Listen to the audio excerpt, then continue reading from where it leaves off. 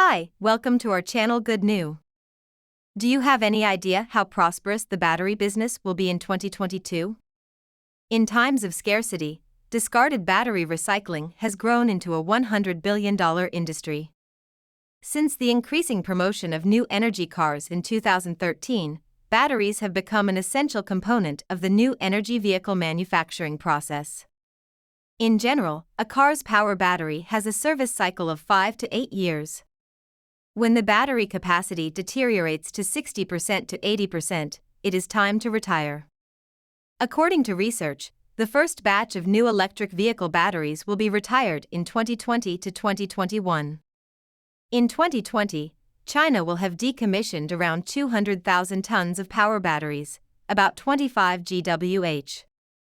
Furthermore, the cumulative decommissioning volume is expected to reach 780,000 tons by 2025, when the recycling of spent vehicle batteries would mark a watershed moment.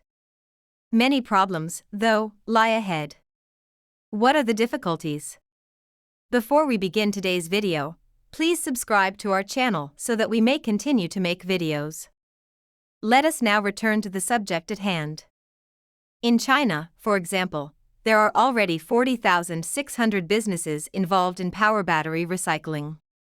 In 2021 alone, 24,400 battery recycling businesses will be registered and developed, representing a 635.17% increase year-on-year. Only 47 of them, however, are eligible for battery recycling.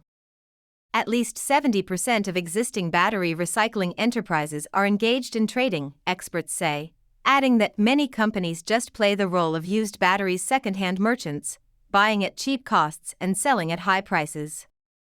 That is to say, at the moment, anyone with a source of used batteries may start a recycling business. Lithium-ion batteries are typically thought to be more ecologically benign than lead-acid batteries contaminated with heavy metals. However, every coin has two sides. Do you know what it is?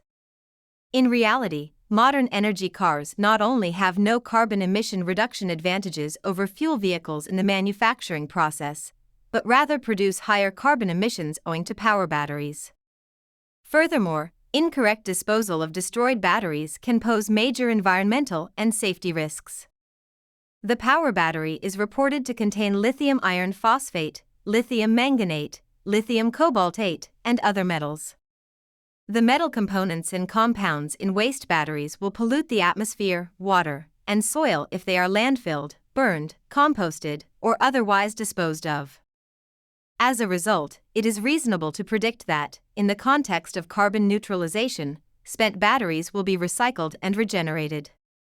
The first batch of new electric vehicle power batteries has already been scrapped, and a larger wave of battery retirements is on the way. In 2021, China will sell 3.521 million new energy cars, and the batteries in these vehicles will be retired in 5 to 8 years. Recycling of ternary and lithium iron phosphate batteries is expected to be a $100 billion business by 2030. At an average price, the overall recycling space for ternary battery metals will approach 60 billion yuan, while the market space for cascade use and recycling of lithium iron phosphate batteries is expected to exceed 48 billion yuan, for a total market size of more than 100 billion yuan. Currently, there are two methods for recycling and utilizing power batteries: cascade usage and recycling. In general, when charging durations grow and the power battery attenuation exceeds 20%, the battery can no longer satisfy the demands of the vehicle. The cascade utilization is primarily to use greater residual capacity batteries for energy storage, low-speed electric cars with low mileage needs, and so on, as well as downgrading usage. Recycling is the process of recovering lithium, cobalt, nickel, and other metal elements by the fire technique, calcination after crushing, and the wet method, immersion extraction, and converting them into raw materials for battery production. The ternary battery has more metal components, which are typically immediately recycled, due to the varied metal elements found in the power battery. The cascade usage of the lithium iron phosphate battery is emphasized, followed by regeneration and recycling. Currently, the extraction rate of metals such as nickel and cobalt in ternary batteries may approach 98%, while the recovery rate of lithium carbonate can reach 90%. A slew of new firms have entered the battery recycling sector as a result of legislative and market stimuli. The present battery recycling industry's issue is locating old batteries.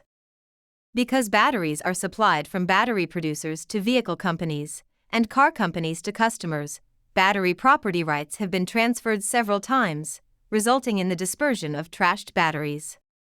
At the moment, there are 4 main sources of battery recycling: defective batteries in production. The average defective product rate of battery production is 5% to 8%.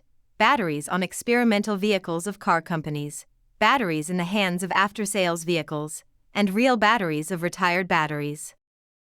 Despite the fact that the government has established relevant battery recycling outlets, approximately 70% of used batteries end up in the hands of second-hand dealers and small workshops, with just around 30% of used batteries flowing into formal recycling outlets. Trade players have seized a lot of money, one industry insider claimed. Traders also supply huge battery recycling firms such as GEM and BumpCycle, a division of CATL. They just care about making money at the expense of environmental preservation. The difficulty is that if tiny workshops are allowed to flourish, potential contamination may arise, and we will be forced to return to the traditional path of development first, then treatment of lead-acid batteries.